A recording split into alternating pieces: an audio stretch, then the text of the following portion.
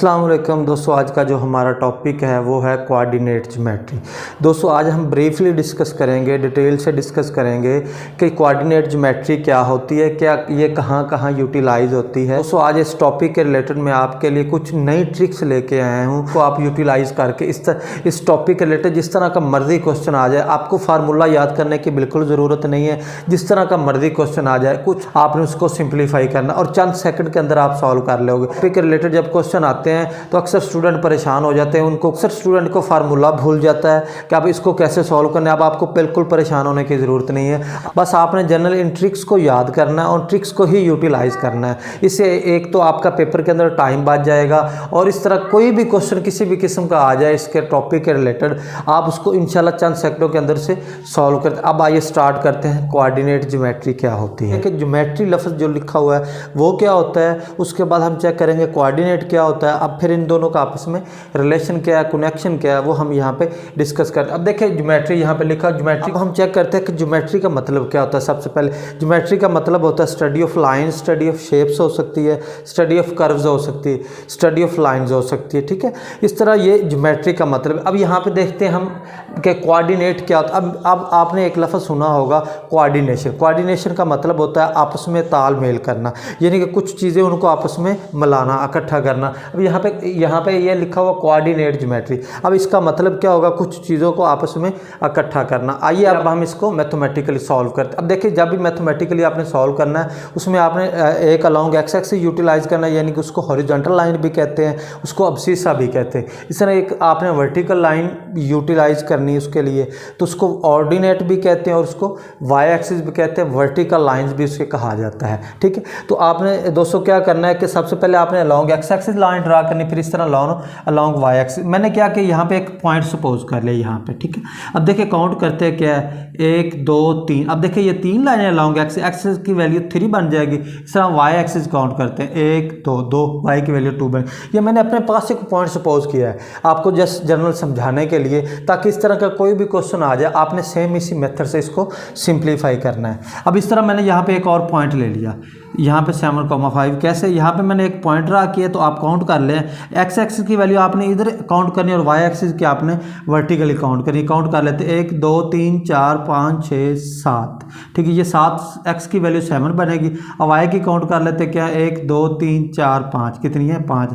अब देखिए यहाँ पे एक ये पॉइंट बन गया और एक ये पॉइंट बन गया। अब देखिए 2 पॉइंट बन गए। अब सिंपल ये हमें वाज़ह नज़र आ रहा है, जब कोई 2 पॉइंट हो तो हमेशा उनके दरमियान डिस्टेंस फाइंड आउट किया जाता है। क्या फाइंड आउट किया जाता है, डिस्टेंस फाइंड आउट। अब देखिए मैंने आपको ये एक बात स्टार्ट से कही थी कि हमने कोई फार्मूला यूज़ नहीं करना, हमें जनरल अपनी ट्रिक्स यूटिलाइज करनी है, अपनी टेक्निक्स यूटिलाइज करनी है। टेक्निक्स के थ्रू आपने इस क्वेश्चन को सॉल्व करना, ताकि आपको फार्मूला भूल भी जाए पेपर के अंदर, तो आपने इन टेक्निक्स को याद रखना है और इसी टेक्निक्स के तहत ही आपने क्वेश्चन को सिंप्लीफाई करना। अब देखिए यहाँ पे देखें, हमें पता है कि जो डिस्टेंस फार्मूला है बेसिकली वो क्या होता है, ये सिंपल ये होता है square root x2 minus x1 का स्क्वायर होता है, y2 माइनस y1 का होल स्क्वायर होता है।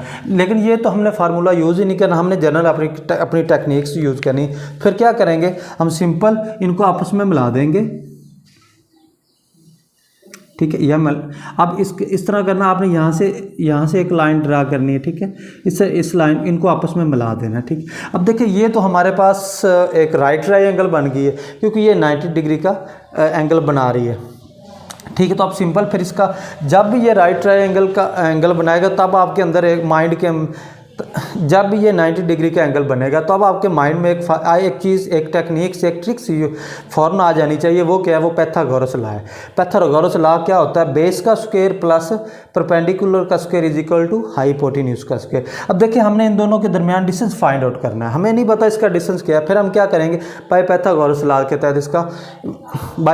लॉ के तहत इसकी वैल्यू जनरेट करेंगे। अब देखते हैं क्या है। अब देखिए ये क्या हमारे पास क्या है, बेस है बेसिकली, और ये क्या होता है, परपेंडिकुलर, और ये बेसिकली हाइपोटेन्यूज होता है। ठीक है, तो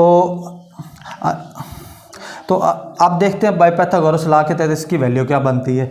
अब देखते हैं कि हमारे पास यहाँ पे देखें, परपेंडिकुलर का स्क्वायर प्लस बेस का square is equal to hypotenuse का स्क्वायर। अब देखते हैं कि बेस इसकी क्या है। अब चेक कर लेते हैं बेस क्या। बेस हमारे पास यहाँ से काउंट कर लें 1 2 3 4 कितनी है 4 का स्क्वायर हो जाएगा। इस तरह हम परपेंडिकुलर चेक करेंगे इसका कितना है 1 2 3 कितना है 3 का स्क्वायर बन जाएगा। इस तरह ये हाइपोटेन्यूज का स्क्वायर आ जाएगा। ये 9 बन जाएगा, ये 16 बनेगा इज इक्वल टू, अब इनको ऐड करें तो 55 बनेगा। ये हाइपोटेन्यूज दोनों तरफ स्क्वायर रूट ले लें तो कितना आपके पास रह जाएगा 5 इज इक्वल टू हाइपोटेन्यूज। अब देखिए ये हमारे पास जो इसकी एक्चुअल वैल्यू है ना वो यहाँ पे आ गई। हाइपोटेन्यूज की वैल्यू क्या बन गई यहाँ पे 5 बन गई। ठीक है, अब देखा कितने इजी वे से। अब देखो हमने फार्मूला भी यूज़ नहीं किया, हमने जर्नल इसकी, अब देखिए हमने यहाँ पे फार्मूला भी यूज़ नहीं किया, हमने जनरल एक ट्रिक्स यूज़ की है। इसको यूज़ करते हुए आप इस तरह का कोई भी क्वेश्चन आ जाए आपने उसको इसी मेथड के तहत ही सॉल्व करना। अब स्टार्ट करते हैं नेक्स्ट मेथड। गैर फार्मूला अप्लाई की है, मैंने आपको ट्रिक्स बताई 2 पॉइंट के दरमियान डिस्टेंस कैसे फाइंड आउट किया जाता है। आइए अब हम सीखते हैं कि 2 पॉइंट के दरमियान मिड पॉइंट कैसे फाइंड आउट किया जाता है। क्योंकि अभी कोऑर्डिनेट ज्योमेट्री का लफ्ज़ आएगा तो अब आपको इन दोनों चीज़ों के मतलब ज़रूर पूछा जाएगा। दोनों में से एक टॉपिक के रिलेटेड तो क्वेश्चन हर साल मस्ट आता है। तो आपने क्या करना, इस टॉपिक को आज से ही पक्का कर लें और आपके फुल मार्क्स आएंगे। बगैर फार्मूला यूज़ किए आपने जनरल टेक्निक्स या जो ट्रिक्स मैं आपको बता रहा हूँ उसको फॉलो करना। बगैर फार्मूला यूज़ किए आपने इसको सिंप्लीफाई करना। आइए आप देखते 2 पॉइंट के दरमियान मिड पॉइंट कैसे फाइंड आउट किया जाता है बगैर फार्मूला अप्लाई किए। अब देखिए यहाँ पे मैं एक पॉइंट फ़र्ज कर लेता हूँ, यहाँ पे मैं ले लेता हूँ कोई भी, यहाँ पे ले लेता हूँ। ठीक है, अब देखिए यहाँ पे सबसे पहले आपने एक्स की वैल्यू काउंट करनी, कितनी 1 2 3 कितनी है 3। ठीक है, अब y काउंट कर लें 1 2 3 4 5 6 7 कितनी बनेगी 7। ये हमारे पास एक पॉइंट हम यहाँ पे सपोज कर लेते हैं। ठीक है, अब यहाँ पे देखते क्या है 1 2 3 4 5 6 7 आपके पास x की वैल्यू कितनी है 7। ठीक, इस तरह y की 1 2 कितनी बनेगी 2। अब देखिए ये हमारे पास पॉइंट और वो कहता है कि इन 2 पॉइंट के अंदर 2 पॉइंट्स का मिड पॉइंट फाइंड आउट करने। सिंपल आपने क्या करना है, इनको आपस में मिलाना है। ठीक है, मिला दिया। ठीक है, अब इनका आपने मिड पॉइंट फाइंड आउट करना, ये होता है मिड पॉइंट।